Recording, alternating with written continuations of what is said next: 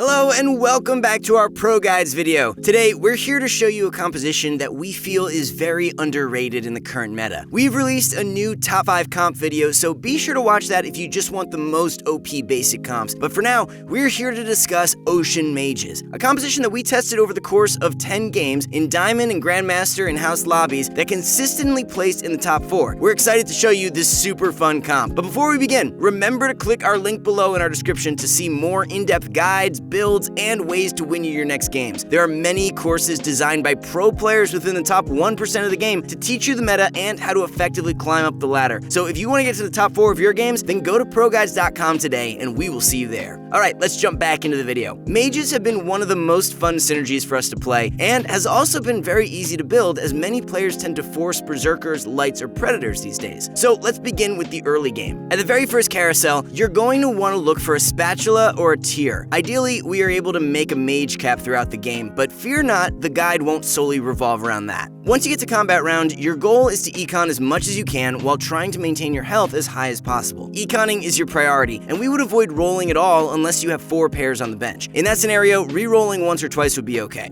The strategy that we're about to discuss will normally grant you a loss in the early game, but a huge power spike after wolves. Losing early is okay too, as it can give you priority in the carousel to look for the spatula or tier you might still need. The normal units to look out for, though, are Vladimir, Taliyah, Syndra, and Malzahar. Sometimes, if you're lucky, you may see a LeBlanc or Veigar. For your early game, simply put down whichever level 2 units you're able to find. Woodland and Druid are always great synergies to get an easy win streak. On the other hand, unless you were able to level 2 Vladimir, Taliyah, and Syndra really early, just plopping these units down would most likely result you a loss, as they're pretty weak initially. The strategy we've been trying out has resulted us to be around 50 to 70 health around wolves if we've been on a huge losing streak. But as we mentioned, fear not, we were still able to get top 4 throughout all 10 of our games. Just focus on econing and having over 50 gold, because the next part is the crucial one, which is when we reach wolves. So let's talk about mid to late game. If you've been following our strategy, you've been econing well throughout your rounds. Don't forget to get to level 5 at Crumbz, so you may get lucky and discover one of the epics you need early, which would be Brand or Malphite. And by the time you reach wolves, you should be at level 6 already with more than 50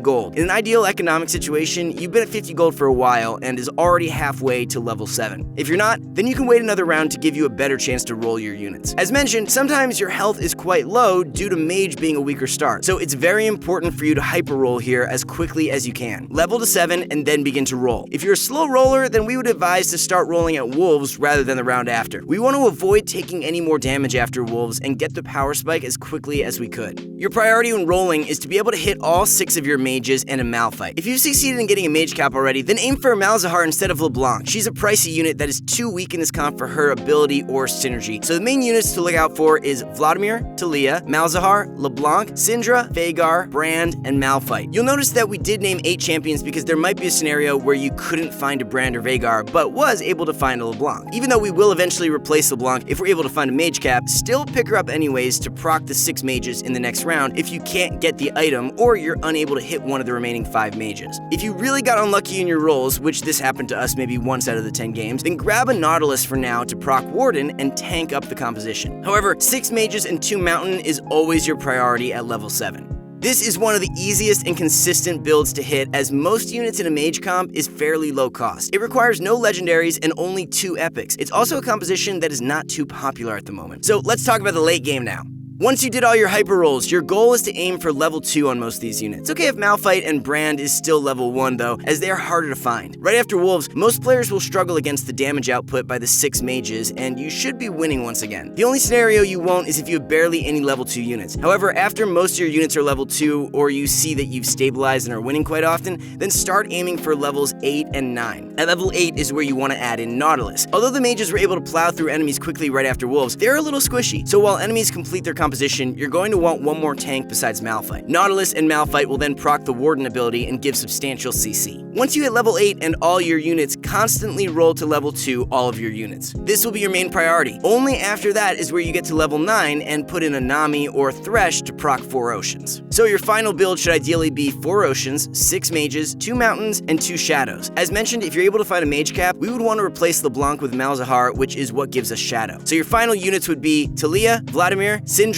Malzahar, Veigar, Nautilus, Brand, Malphite, and Nami. So okay, you understand the steps that you need to take to get the full comp, but what does it really mean? mean? How is it actually strong? Let's go into a little more depth. Let's review over the units, items, and positioning. So our 1 cost, Vladimir and Talia. Vladimir is actually a very strong mage who can act as a frontliner for your team. He excels with tank items such as Warmogs and GA, especially once you proc the 6 mages, he can constantly heal himself with life stealing twice in a row. Talia, on the other hand, is most likely your weakest mage out of the entire build. However, due to how great Malphite and the Synergy Mountain is for buffing the tankiness of your entire team, she becomes worth it. She can also be used as the bait unit for assassins in the back line while protecting your more worthwhile mage. As for our commons, Syndra and Malzahar, Syndra is another low cost that immediately procs the 2 ocean buff with Vladimir. She definitely doesn't shine, but she's not entirely weak as well. She pushes consistent damage and can be used as a bait unit as well. On the other hand, Malzahar is our key hyper carry if we're able to find Mage Cap. Summoners is a great counter to many, but Malzahar's Voidlings will act as extreme tanks for your mages. With the double cast, 6 Voidlings will automatically spawn as a level 2 unit. We highly recommend 3-starring him as he can then spawn up to 8 every time his ability goes off. Morelos also works on summoned units, so the aggressive build would be to build Morelos, Spear of Shojin, and Mage Cap on him. If you're unable to find the first 2, Phantom Dancer or Dragon Claw can also be used to keep him alive longer. As mentioned, even though Mage Cap makes your life a lot easier, it wouldn't be one of our favorite comps if it only relied on that item. The next 2 champions, Veigar and Brand, can also be your carry and will push out a lot of damage with items or not. We normally recommend putting items on Brand if you didn't get Mage Cap, as he is more consistent and has less counters. Double casting allows him to clear the board quickly and also reach the hyper carries in the backline easily. Morelos, Seraphs, Spear of Shojin, and Phantom Dancers are all great on him.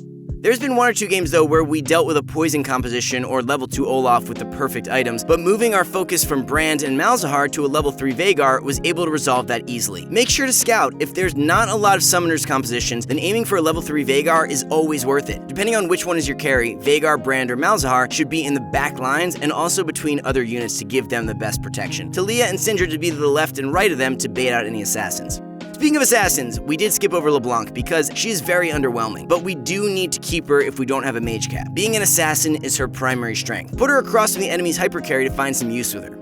And now to our last 3 units, Nautilus, Malphite, and Nami. So let's begin with Nautilus and Malphite, who can provide great CC and tankiness. Nautilus will knock up the furthest target, which is most likely the hyper carry, and Malphite is a giant rock that slams many units at once. Malphite is extremely crucial to the comp, as even if it's just 1 slam, it delays enough time for all your mages to double cast another time, which will normally clear the board. Meanwhile, Nautilus is less crucial, so if you can't find him, there's also Thresh that can be used, as he is also an Ocean Warden. As for the last unit, finding Nami should not be hard, as she is the unit we're putting in when we're level 9. Her tidal wave is arguably the best CC in the game besides Malphite, and will also increase the damage of your allies. 4 Oceans also gets proc, allowing all your units to ult quicker than before. For items, Malphite will be the one to receive most of them, as he is your primary tank. Frozen Heart, Redemptions, Iceborne Gauntlet, Thornmail, and Warmogs are all decent items on him. There is one last champion that we want to discuss. In our 10 games, we did automatically win 2 of them by finding a Lux. Shadow Lux and Inferno Lux also pairs great with the synergies in the comp. If you have the Mage Cap, considering throwing it on her instead if you find one of them. As she gets her mana refunded when she kills, the double cast ability combined with her innate kit causes her to ult 4 times in a row and immediately deletes enemies. We highly recommend giving this a try, as it can be a bit insane.